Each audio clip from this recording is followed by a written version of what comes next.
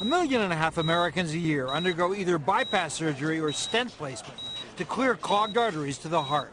The procedures help account for the record.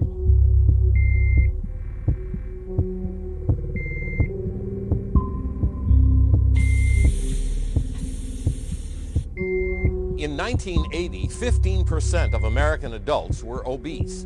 Today, that number has doubled to 30%. There's a major recall of ground beef spreading today to 20 states. Despite all this money, a new analysis finds that the United States places last among industrialized nations in preventable deaths. Doctors say child obesity can lead to liver disease. Studies show that money worries can cause depression, addiction, and obesity. A new survey shows that for many Americans, healthcare debt is a major financial pain. After 5 days of food riots, Haiti's prime minister was ousted. They pass more greenhouse gas than the typical SUV. Because Americans love the mall. They love the mall. That's where they get to satisfy their two most prominent addictions at the same time: shopping and eating. The new data has convincing evidence that processed meats, including bacon and ham, can cause colorectal cancer. We may be going into the bust now, but can you forget all of those those successive quarters of growth? It was unparalleled in American history. For every GDP dollar of growth, they generated $5 to $6 in debt. The growth was completely illusory. Just because you have Americans that weigh 300 or 400 pounds waddling down the mall, stuffing themselves like ducks on a foie gras farm, you can't equate that to growth. That's disgusting.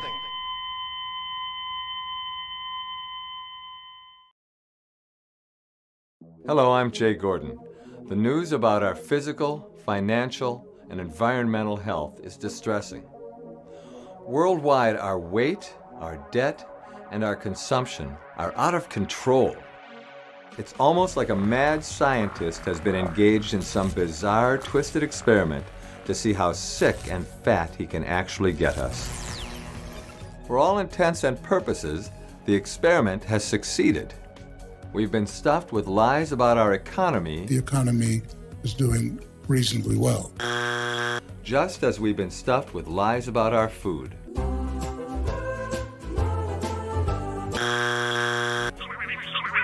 Our information is processed for us. Our food is processed for us. We've become processed people.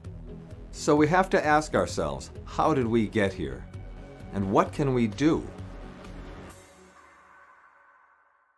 Clearly, we're moving less, we're eating more, we're getting much heavier. Plus, the type of foods we're eating has changed dramatically. We're eating foods that are more processed, more refined, and more calorie dense than ever before. A lot of us are still undernourished, despite the fact that we're overfed. I mean, we're eating way more calories than we need, but we're still hungry in a way. Our cells are still craving something because we're not getting the nutrients we need. We're eating so much junk food. When you eat a diet that's so unhealthy, you become a food addict, and it makes the body crave more calories just to feel well.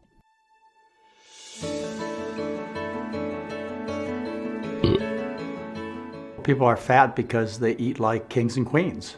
They eat like aristocrats of old. I mean, look at the art and the written history of the past, and what you see is obese people with gout in their feet.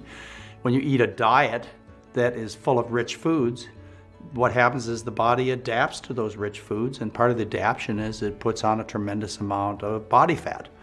And it gets sick. It gets terribly burdened. Americans have become really fat because we're sold really bad food. When I was growing up, whenever we would go out for quote-unquote hamburgers, that was a rare event and it was a treat. And I know families now that this is how they feed their kids. It's like, okay, you're hungry, let's go to KFC. Tomorrow you go to McDonald's. There are billions of dollars spent each and every year influencing children and adults to eat greasy, salty food. Food that is dense in calories while being completely not dense in nutrients. So the Kaiser Foundation did a study recently over a few months on advertising, TV advertising to kids. And they analyzed 8,800 television ads. And out of those, the majority of them were for high fat, high salt, high sugar, high calorie foods for children. Of those 8,800 ads, guess how many were for fresh fruits and vegetables? Zero. It takes between 3,400 and 4,000 calories to fill the stomach one time with chicken, cheese, and oil. It takes 200 calories to fill the stomach with vegetables. So as long as we continue to eat refined and processed foods and lots of animal foods, we're going to continue to have weight problems in this country. I talk about this concept of toxic hunger, that when you don't meet your micronutrient needs, you feel very poorly when you stop eating for a few hours and your body stops digesting food. And you could feel shaky, weak, lightheaded, mentally confused.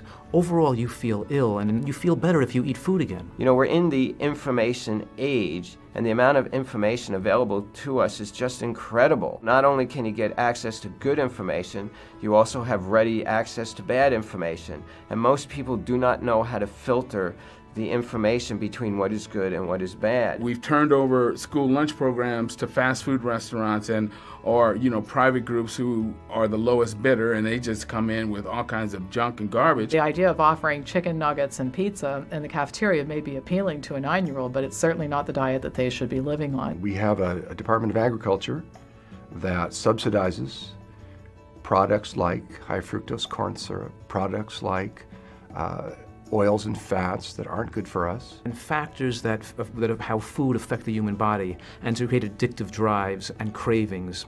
When you add corn syrup, when you add MSG, when you add a higher percentage of sugar, when you remove the fiber, when you remove the volume, when you don't have phytochemicals in your diet, a lot of these things play a role and interact. So the answer is very complicated. And then we've cut out the PE classes because that was felt to be expendable and too expensive. And so then the kids don't even have a way to burn it up. And as a result, they're gaining weight. I think Americans really haven't been challenged to think about what they eat. I don't even think they even think about it.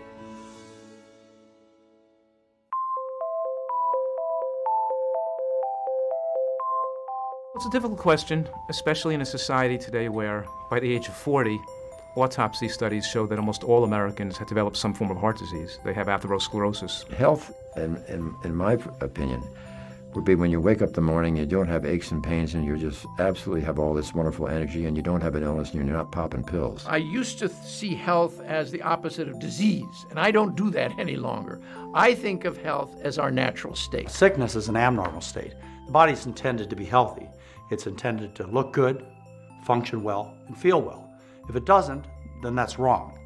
You know, even though in our society, wrong seems to be normal because so many people are wrong. You know, they're sick, they're fat. I really do believe that if we were not interfered with, if our bodies were not poisoned with toxic substance, and that's food and the environment, if we lived in a pure environment, we would be healthy. Health is not just the absence of illness. It's the presence of well-being. We have an explosion of high blood pressure, diabetes, heart disease, allergies, autoimmune conditions in this country. And so we can't say that a person with the absence of symptoms who feels well is healthy if we see signs that diseases are developing but haven't yet become symptomatic yet, can we? Could that be good health if you feel well and then develop cancer 5 years from now?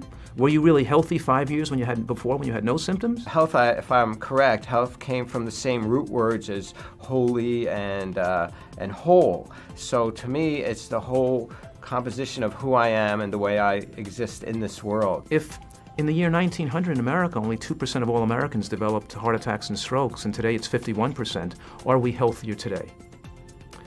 And it looks as if we're living longer than we did in the 1900s because people aren't dying of these diseases at childbirth. They're not having so many infections in the first year of life. So to me, to be healthy isn't just to eat healthy, but it's to have healthy relationships, healthy interactions with the environment, healthy family, healthy everything. And all of those things then come back to help improve my health too. But the question is, in the last 15 years of life, do we have a healthy life expectancy in this country? How much do people suffer in those last 15 years of life? And the answer to that question is probably more than ever before. That's the definition of health, the ability to engage in life fully, have all the energy you need to do all the things you want to do, and to maintain that until you die, to live until you die, instead of engaging in a gradual process of degeneration starting sometime around when you're 40 or 50 until you're just not functioning anymore.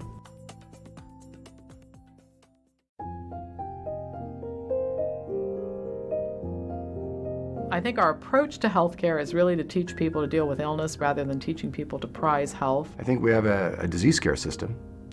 I think it's phenomenally expensive. I think that we've failed our population, that healthcare should be teaching people how they can take control in their own lives to protect themselves against diseases, and not trying to offer them a pill mentality to solve a problem. True prevention is not part of the healthcare system, because the healthcare system, like any other system, is a money-making system. The U.S. healthcare system is a system based on profit. Drugs and surgery, a pill for every ill mentality. If its intention was to really make people healthy, then it would be a very unprofitable system. As it is now, you got the commodity, which is sick, fat people, which everybody's getting fat off of, so to speak, economically. There is a tremendous amount of money being spent right now to find the cure for diabetes, and much, much, much less money being spent to figure out how to prevent type 2 diabetes,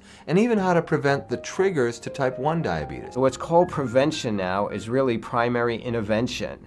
So, we wait till we diagnose you with something, and then we have all these, procedures we could do to try and lower your risk. The money comes into doctors' offices based on how much we treat, how much medication we prescribe, how many procedures we do, how much surgery we do. I mean, I've had many doctors tell me, look, between you and me, the reason I'm making $1 million a year is because I do a lot of procedures. The doctors are getting rich, the drug companies are getting rich, the hospitals are getting rich, the insurance companies are getting rich off of all this sickness. After all, the bigger the business, the more money these insurance companies make. And so all the financial incentive is towards sickness. There's no economic incentive to teach people how to eat well, how to exercise more, how to get enough sleep to stay healthy. The financial incentive is in treating illnesses. We've given millions of dollars to the American Cancer Society. Most of that money has gone to the drug research and drug companies finding us to have a solution. We have a pill solution for everything. It's like people think life is a fairy tale. We're going to find a magic wand and say you can be healthy. They don't realize that you have to earn good health. The medical profession right now is doing what? We're feasting on selling disease. And we are so successful on selling sickness that there are not enough dollars in this country to pay for it. I've talked to many cancer doctors, and I said, well, what about diet? Well, yes, of course. What about prevention? Oh, sure. I said, did you learn much about that? No, we didn't. Are you interested? Not really. Because it's not high tech, there's no money involved, and there's nothing involved in telling people, go and eat more fruits and vegetables. The degree to which profit and profit-seeking, profit motive has sucked the spirit out of healing and medicine and replaced it with something that's unworthy of us as human beings. Healthcare in this country is expensive because we let it be, and we let business control things. I mean, if we were just talking about a drug-based business, most of the good drugs are generic, and they're really cheap. Best blood pressure pills there are diuretics that cost, a penny for many pills. Whereas what's sold are the $4 a piece blood pressure pills, which are less effective, which has been proven, less effective and more dangerous. But it's the profit that drives the kind of care that we have. We have this new religion in modern America today, and that religion I call medicology, the belief that our savior is the doctor or the medical profession or the pharmaceutical companies who think that giving us a pill is our answer to a long, healthy life. My wife says, whatever you do, stay out of the hospital under all circumstances, and she's a doctor. To a degree, I think that the medical, governmental, and pharmaceutical complex has failed us. Our educational system has failed us. It hasn't given people the knowledge they've needed to control their health destiny. We want to believe in magic. A true healthcare system would be one that empowered people and gave them the information they needed to take care of themselves. People don't eat vegetables when they're pregnant. Women don't eat vegetables, so instead we tell them to take a folate pill. Right? They don't eat vegetables, so the baby comes out, we give them a shot of vitamin K into the baby's thigh. We've turned everything into a medical solution instead of getting back to the basics of what constitutes a healthy life. If you change the financial incentives in our healthcare system so that good health, good function, and a good diet were the rewards, then we'd see a change in our health overnight.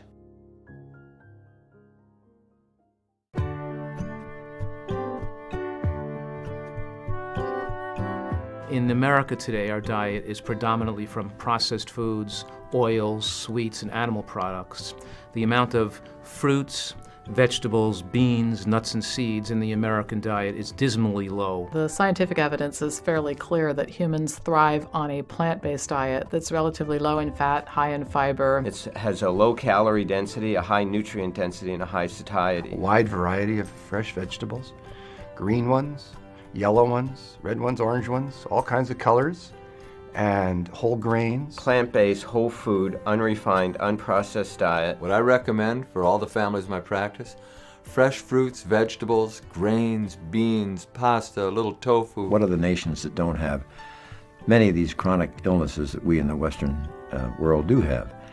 And the diet that seems to do that the safest and the best is a plant-based diet. Any society that we can look at the world over that had long life and a very healthy life expectancy in the most elderly members always had a diet rich in vegetables. Not only do we see populations that eat this type of diet suffering from far less degenerative disease than we suffer from here in the United States, but we see people who are ill reversing their illnesses when they adopt this type of dietary plan. It doesn't include things like high fructose corn syrup. It doesn't include things like hot dogs and hamburgers. It doesn't include things like milkshakes. It's interesting, it doesn't include a lot of things that are standard in the American diet. No diet can be considered healthy unless the vast majority of its calories come from these primary nutrient, naturally nutrient-rich plant foods. That's going to really save us from these chronic illnesses, the classic example of which, is, of course, is cardiovascular disease, heart attack, and stroke.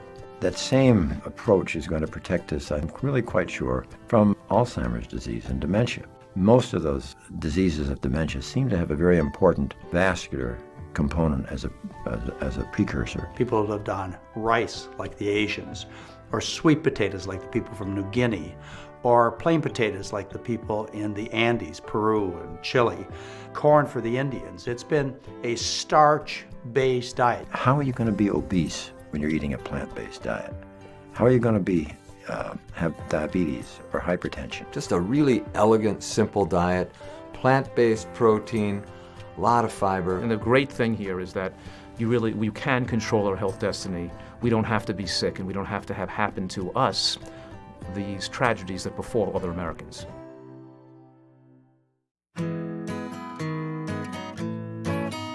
People do not need to eat animals to be healthy. Virtually every nutrient you need you could get on a well-rounded, unprocessed, unrefined plant-based diet. Eating animal products, eating animal protein is one of the unhealthiest ways to eat. What I have seen is that most people, when they stop eating animal products, they feel better and they're healthier.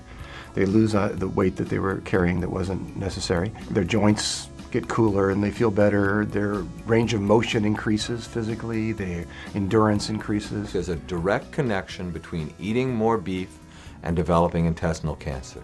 There's a direct connection between children drinking lots of whole cow's milk and becoming obese.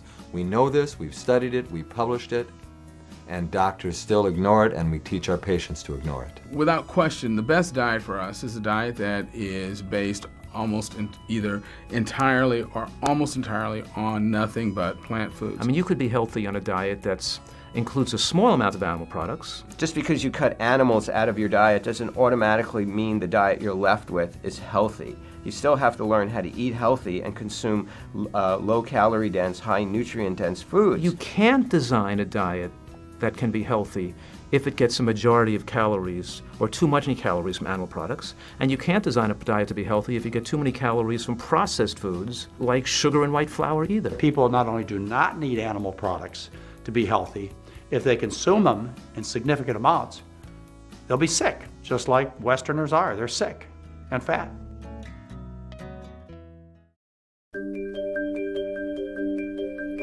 Exercise is crucial for health, and you can watch every morsel you put in your mouth, and if you insist on being a sedentary person, you're going to have health issues. Exercise changes everything. It changes your brain chemistry, it changes the way you digest and metabolize food, it changes the way you feel. This whole idea of being sedentary is a real aberration. It's not natural. And it's strange, and it's very, very unhealthy. If you think about it from an evolutionary standpoint, it wasn't all that long ago that we were hunter-gatherers and cave dwellers, and we burned up an enormous amount of calories every day moving around. So we're simply not adapted to being sedentary people. I tell the patients in my practice, especially the fathers, that you need to get 2 hours of exercise a day, and they laugh at me. Obviously, there are other factors besides diet and nutrition that determine good health. And those other factors may be getting sufficient rest and sleep. We have a chronically sleep-deprived society, and that's not good for our general health. That's well established. We need to exercise regularly. We have a population that's not physically fit, and we develop sarcopenia. In other words, that means our muscles shrink as we get older, predisposing us to bone loss, falling down, breaking our hips, having poor musculoskeletal fitness in later years. As people get into the 30s, 40s, and 50s, if you get 2 hours of exercise each day, you're going to be able to do a lot more with the other 22 hours than you would be with the 24 hours without exercise. Personally, I think anywhere from 30 to 60 minutes a day is more than enough for anybody. But if you look at national recommendations, you know, they originally went from 30 minutes a day, then they went to 60 minutes a day, and now they're upwards of 90 minutes a day in order to maintain and or lose weight. Well, the only reason they've had to increase the exercise guidelines so much is because people are eating so many more calories and they're trying to offset the extra calories we're all eating. And as far as children are concerned, everybody wants a magic answer. All the best dog trainers know that if you want a healthy, happy, well-behaved dog, exercise the dog an hour, 2 hours a day. If you want happy, healthy children, get them a couple of hours of exercise. It's not as easy as it used to be, where we used to be able to walk out our front door and we'd play kick the can or play tag after dinner. And of course, people don't get enough sunshine. They're afraid of the sun because of the loss of the ozone layer and skin cancer. But skin cancer is also caused by the low nutrients in our diet, which increases our risk of cancer when we do get sun exposure. Exercise plays a huge role in health. Actually, moving is what plays a role in health. It doesn't have to be exercise per se. I hate exercising. I will not exercise. It just so happens, though, that I windsurf for 2 to 3 hours, 2 or 3 times a week, and I'm out there having a good time. And it just happens to give me some physical activity. I've got grandchildren. Every chance I get, which again amounts to 2 or 3 times a week, I'll take the smallest grandchild, throw them in the backpack, and hike up in the mountains for an hour or 2. But that's not exercise. To me, that's just fun. The side product is I do work the muscles. If you move, if you dance, if you play tennis, if you swim, if you sing, and you move your whole body as you do so, it's you play with your kids and just be physical. It's important for your immune system. It's important to prevent you from having falls. It's important to prevent you from getting injured. Now we know that it helps your brain. It certainly helps your heart. Almost all the systems of the body are helped by exercise. And of course, the biggest objection people give me is they don't have the time, but you either spend the time to engage in activities that prevent illness, or you spend the time engaging in activities that treat illness resulting from not spending the time to stay healthy. So I don't have a lot of patience with that particular objection. I try to swim at least a mile every day. People are naturally designed to have, throughout human history, moved that body around. It's just in our society where they're so sick from the wrong food, they don't feel like moving.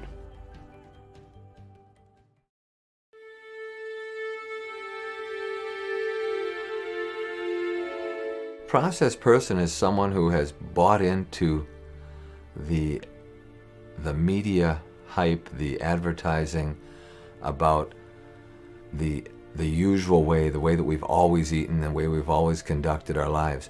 We're just processed right straight through the system.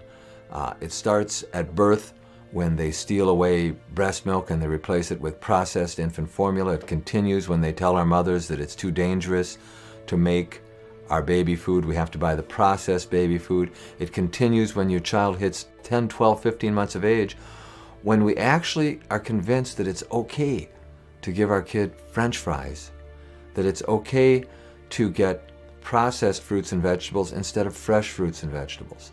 We are processed through this system from birth all the way through the first years of life, and then we're taught to eat things that are not really food, where they've put together little pieces of food and turned it into a processed meal. And we get processed through this system all throughout our lives, and we have to break out of it. Eat food. Don't eat food-like things. Don't be fooled into eating processed food stuff. Eat food. We're processed people because we let them process us.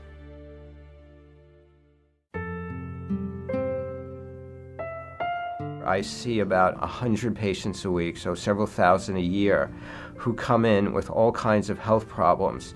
And the irony is many of these are many of the best educated, wealthiest people in America, and yet they still have all of the same health problems that everybody else does. Heart disease, diabetes, metabolic syndrome, obesity, and cancers. So the blessing is that I get to see on a daily basis what happens to these people when they implement these changes in a controlled environment. And on average, I see somewhere around 50 to 75% of them just throw away their medications with no longer the need for them, and sometimes as little as 2 to 3 weeks. I see cholesterol levels drop from 300 to 150. I see type 1 diabetics who take 110 units of insulin drop down to 10 or 12 units. I see type 2 diabetics get off. Well, I had a young lady come to me about 1.5 years ago with early stage MS who had started taking pharmaceutical drugs on the recommendation of her doctor. Was very concerned about her health and the rapid degeneration that she was experiencing, and adopted this program of dietary excellence that we recommend with a few modifications, and is drug-free, symptom-free, and of course, gave her life back. And I tell you, this isn't me. This is the diet. This is the power of the diet. Now, when I was traditionally practicing medicine, I was just loading them up with drugs. They stayed fat and sick, and all they did was carry around a bag full of drugs. And that's it. You look around at your friends and relatives who go to the doctor faithfully every month, and what you see is fat, sick people carrying around a bag full of drugs. In my practice, it's entirely different. What happens is people change their diet, they get some exercise, they clean up some bad habits, and what happens is their physical appearance, their activity, everything about them changes for the positive. And I get a good feeling about that because I've made a positive difference in their life. A person who's told they need angioplasty or bypass surgery, reverse their condition, clean out their vessels, have a robust and healthy life without free of any medications at all in subsequent years, and having hundreds of people with diabetes no longer require medications, and of course, and getting rid of their diabetes, not just control it, and seeing people with blood pressure be able to throw their medications away.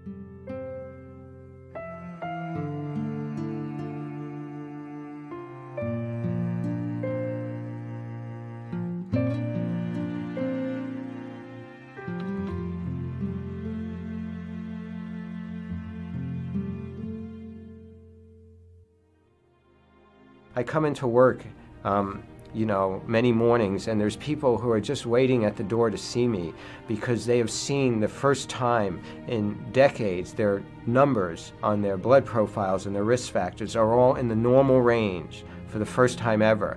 And they've gone the healthcare route. They've had operations, they've had stents, they've had bypasses, they've taken multiple medications. Many of the patients are on half a dozen to a dozen medications. And then sometimes, just within several weeks of working with them, I come in and, there aren't words to really describe it, but when you see the joy in somebody's face because for the first time they're really seeing the power, and they think like a miracle has happened or I've done something magic to them, and I just tell them that no, the miracle's in them, that they are the miracle. All I've done is help them sort through the information and see which is what really worked for them. So you get people with terrible heart disease, chest pain, they can't walk across the room. Change their diet, chest pain goes away. You take people with a terrible inflammatory arthritis, like rheumatoid arthritis or lupus, and you change their diet. And what was once a completely incapacitating, potentially very fatal disease becomes history, and they become fully functional. And sometimes people laugh at me when I say this, that they'll always get better. And I've had doctors challenge me with this in medical meetings. So you can't say they'll always get better from following the same kind of diet. And you know what I ask them? I say, how many patients have you asked to quit smoking who haven't gotten better? Raise your hand, tell me about what. Never a response. How many drunks have you taken off the booze who haven't gotten better? Well, no one has an experience other than they always get better. Same thing with the food. You change it from grease to starch, and people always get better because you change it from wrong to right. It always works. It's that profound.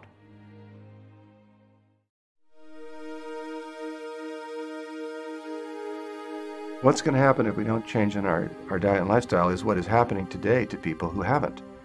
They get sicker and sicker and heavier. We are the most obese nation in history. And obesity, as everybody knows, is not just an aesthetic thing. There are little blips. They report that there's less of a certain type of cancer this year than there was last year, or less heart disease this year. But overall, the trend is absolutely terrible. Diabetes is the next epidemic, and it's in children. And that's what really worries me. And it's so clear now to everybody that it's directly related to diet. We know what happens to an adult when they turn 50 or 60 and they get type 2 diabetes or heart disease. We know the tremendous impact they have and the costs, not only to our nation, but also to them. We get paid more for heroic things. We get paid for doing heart transplants, for trying out brand new chemotherapeutic agents. We get paid for diagnosing infections and treating with new antibiotics. We don't get paid for prevention. We get paid for waiting for people to get sick and then treating them. I know the Center for Disease Control is predicting this is the first generation that's going to dramatically live a shorter lifespan than their parents. Well, we're now seeing diabetes, type 2 diabetes, and heart disease in children under 20 years old. What's going to happen in the next 10 and 20 years when the fallout of those diseases that we used to see in adults that were 60 and 70 is now happening in children who are 30 and 40? We've pretty much come to the conclusion through science, through careful science, that the more weight we gain as a child, the younger we die as an adult. So we do have some pretty dramatic possibilities that may occur in future years if Americans don't make these changes. The cost of health care in America has risen, again, year by year by year, and it will keep going up if we insist on paying doctors who want to be heroes rather than being teachers. This country will not be able to afford the kinds of drugs and procedures that will be necessary for the carnage that the Western diet inflicts. We won't be able to afford it. It'll just be that simple. And then there may be a very awkward period where only certain segments of the society can afford care. I hope that won't occur. What may not be so clear is that our diet is directly related to a lot of other things that are very hard to get rid of in America. And that, what I was talking about earlier in the bottom line and people wanting to make large amounts of money, people are also willing to make large amounts of money making you sick. If they know that they're making a product that is not healthy, but people are buying it in huge amounts and it tastes good and it's cheap and they sell hundreds of millions of them, it's going to be a big struggle to tell them, look, you are doing something immoral. On the other hand, I think the fact that things have gone downhill, that diabetes and obesity has skyrocketed with no end in sight, and that healthcare costs have gone up 500% in the last 5 years, and that with no end in sight, and putting corporations under tremendous economic stress, making jobs go overseas, and corporations going bankrupt, and I think that's a motivating factor where people are now opening up their eyes and looking at things and looking at the possibility of change. And for me, I see it as an opportunity. There is no way that this planet can support a meat-eating species as large as human beings in the numbers that we now exist. And if the rest of the world continues to try and emulate our lifestyle, we're just going to destroy our planet. Never before did I see in the newspaper a discussion about if the subsidies given to the meat and dairy industries is something we should be continuing doing while there's no subsidies given to fruit and vegetables. That question has never even been looked at in the conventional newspapers. And again, this availability of information. You know, somebody goes to the doctor, they're diagnosed with arthritis, the doctor says, take this COX-2 inhibitor, they get on the internet, they look up, you know, what's going on with this drug, they find out about side effects and go, I'm not going to do this, I'm going to look for some other option, and they go actively seeking it. So I think the more of this kind of thing we see going on, the more we're going to see people looking to diet and lifestyle. It is going to spread. We don't have to have the rampant obesity we see in our culture. We don't have to have the epidemics of diabetes that is increasing in our culture. We could have a much leaner, stronger, more fit, more clear thinking, more capable of critical thinking population. You know, I've been recently working with the Bank of Hawaii, where now they're courting unions, IPA Association of 750 physicians who are trying to utilize nutritional protocols to improve the health of their patients, to reduce healthcare costs as a public policy of a doctor policy in all of Hawaii. These things are now being considered and being discussed, would never have been looked at if we hadn't seen obesity rates and diabetes rates and things coming to a certain point of crisis. When I was a child, cigarette smoking was the norm. And it was acceptable behavior, and even doctors smoked. And then people understood the real impact of cigarette smoking on health. Things have changed. I remember a 2-martini lunch was something to brag about, but not these days. It's embarrassing to be a drunk in public. So, you know, things could change if we got the awareness out there that being fat and sick and consuming all this rich food is a disgrace. It's a disgrace on you. It's a disgrace on your family. It's a disgrace on society. And if we could bring it to that level of understanding, I think we could change. I really do. I think people are smart enough and they care enough about themselves that if they had the information, if they had the truth, they would act on it. It's commonly said today that the earth is dying. Someone once said that's not true. There are people killing it. And those people have names and they have addresses. They're actual people. There's a lot of us participating in that killing unknowingly or unconsciously, by not making responsible choices. And there are a lot of us wanting to make responsible choices, wanting to make healthy choices, healthy for us and for the earth. And I gain great joy from being part of that collective power.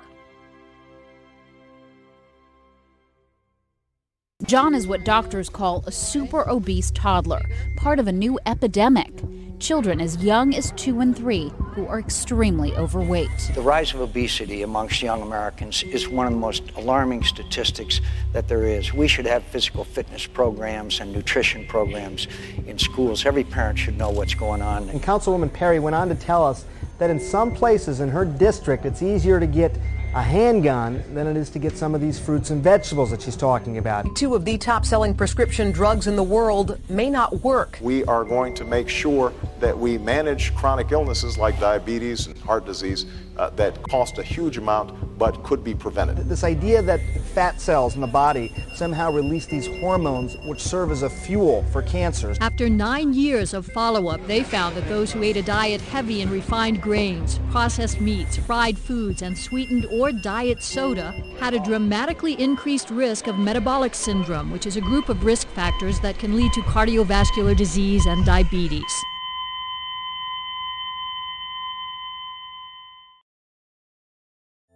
Contrary to what you may have been told, there are bad foods, foods which can produce sickness and misery beyond measure.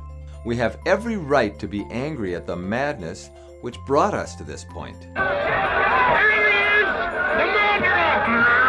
And we have every reason to be hopeful as well. The lives we want to live are right at the tips of our fingers. It's not up to the government, your parents, your favorite restaurant, your supermarket, to make the lifestyle changes critical to good health. It's up to you. Educate yourself. Don't be a processed person.